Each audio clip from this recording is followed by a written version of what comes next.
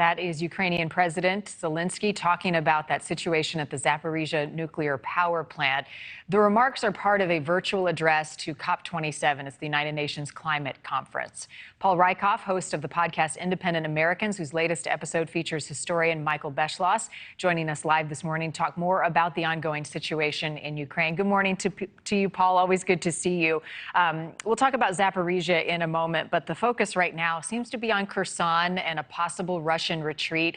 Safe to say the Ukrainians are playing a good move here and being prudent about whatever is happening in Kherson. Yes, I think that's right, Marnie. I mean, we've been talking about who's winning and losing here in America in our midterm elections, but I think the bigger story for the world is Ukraine is winning. Ukraine is on the march. Ukraine continues to pummel the Russians, and they're on the verge of their biggest victory yet.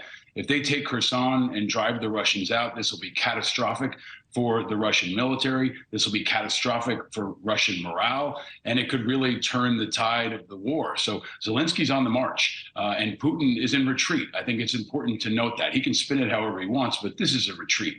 And Ukraine is now seizing critical ground before the winter comes, which we talked about last time I was on, which will slow things down. It'll grind some of the military operations to a halt. But the big story here is that the Russians continue to kick the butts of the Ukrainians continue to kick the butts of the Russians, and they just keep doing it. They're racking up win after win, and Kherson could be the biggest win in a while.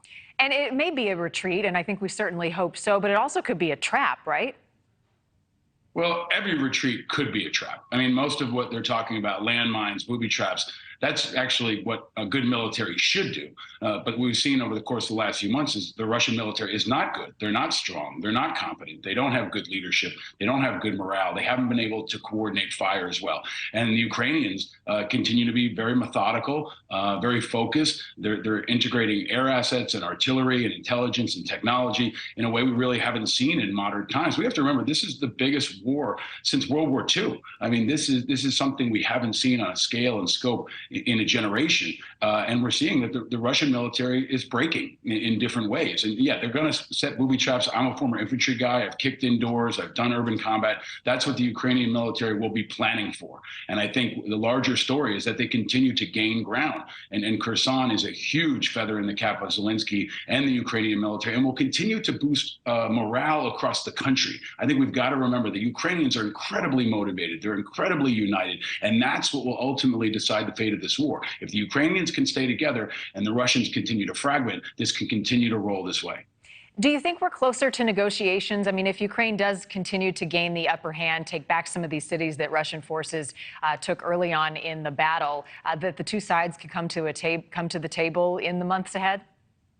No. No. I think that's hopeful thinking, but we say in the military, hope is not a course of action here. I don't think Putin has shown any willingness to negotiate, nor do I think the Ukrainians should really accept negotiations with Putin right now, not until he's out. I mean, the Ukrainians want the Russians out. They want them defeated. They want their land back. And now, of course, you could keep diplomatic channels open. You should be in conversation. But Putin likes to manipulate these situations. And if he wants to negotiate with the Ukrainians, he needs to get out of Ukraine. And that should be understood by the rest of the world. How would we feel about negotiating with someone who's still held Texas or California or parts of our country? In my view, it's a bit disconnected from the human reality of what the Ukrainians continue to face every single day. I've talked to one of the members of Ukraine's parliament a number of times in the last few weeks, and she is screaming from the rooftop that we need more weaponry as we head into winter. Talk a little bit about U.S. support, some of the financial aid that continues to come into Ukraine. Is it enough, and why is that so important in this time before the cold sets in? Well, as we analyze the election here in the U.S., Democrats are obviously very happy right now, but the only people more happy than the Democrats are probably the Ukrainians, because Kevin McCarthy said that if they took power, they would increase the pressure on Ukrainian funding. They might draw some of it back. And President Biden has said he will continue to keep open the floodgates of financing and weapons. You've heard from, I think, a bipartisan group of folks that they want to continue to support Ukraine. A lot of folks who are against supporting Ukraine lost in the U.S. election. I think that's important here. So Ukraine needs everything they can get, especially in protecting power plants and protecting critical infrastructure. And they continue to get bombed and missiled and hit with drones from overhead. So they want more air assets. They continue to ask for planes and aviation support from the U.S., and they want their skies closed. We have to remember, we walked peacefully to elections around the country this week. I did that with my two little boys, and I reminded them, we're lucky we can walk safely to our election place, to our schools. They can't do that in Ukraine. Every single day, they have a threat of bombs and missiles falling on their children, and they need that to end. And they're not going to be satisfied until it does. And can we really blame them? That's what we want for ourselves. Right. But is it top of mind for Americans, or is focus waning at 9 months into battle? Yeah, I think Americans are focused. I think, especially, I come from the veterans community.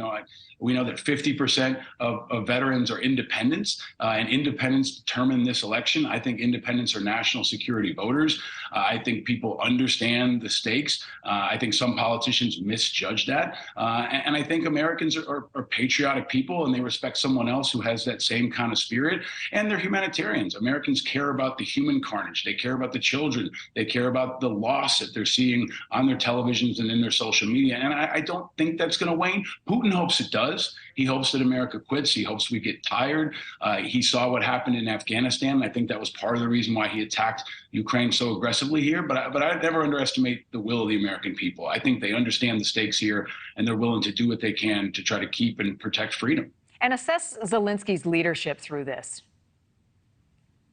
He's magnificent. I mean, we've never seen anything like it. He's the most dynamic global leader, since World War II. I don't think we've seen anything like him. The way he's been able to tell the Ukrainian story, the way he's been able to motivate his people, the way he's been able to galvanize support, and his endurance. I mean, the guy has been at this for so long, and he's still alive. It's a chore for him every day to stay secure, to be able to maintain security, and to continue to motivate his people. So in my view, he's the most captivating and inspiring leader of our generation. I've never seen anything like it. Yeah, threats day in and day out against his life. I agree with you that this is an important situation. There are global implications based on what happens in Ukraine and the result of this war. So we're going to continue to pay attention to it, as you will, Paul Rieckhoff. Tomorrow's Veterans Day. Thank you for your service, and thank you for always being a reliable guest on our show. It's great to see you. I'm getting a little hungry, though. I think you and I had a bet that I'm waiting for the payout. My Seahawks and your Giants. Number one, happy Veterans Day to everyone out there. Number two, your Seahawks got us this time, but we'll probably see you again in the playoffs, and then I think you're going to owe me. All right. You got it. You got it. Thanks for being a good sport, Paul. Great to see you. Thanks, Marty. All right. Coming